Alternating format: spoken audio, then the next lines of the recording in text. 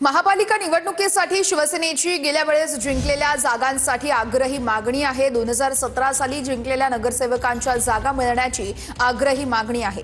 2017 साली शिवसेनेने एकूण 84 जागा जिंकल्या होत्या। आता जवळपास 50 ते 60 माजी नगरसेवक हे शिंदेंच्या शिवसेनेसोबत असल्यामुळे गेल्या वेळी ज्या जागा जिंकलेल्या आहेत त्या सगळ्या जागा देण्याची मागणी शिवसेनेकडून केली जाते।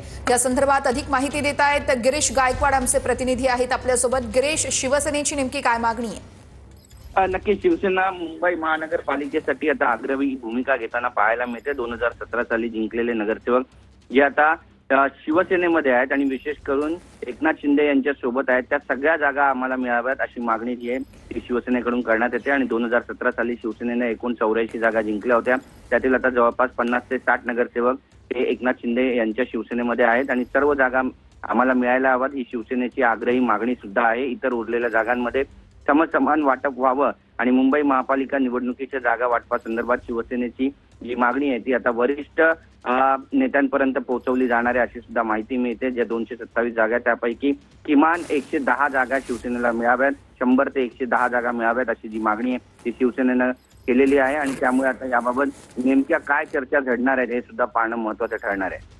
जागांसंदर्भात काय निर्णय होतोय बघावं लागेल। तुर्तास धन्यवाद दिलेल्या माहितीसाठी।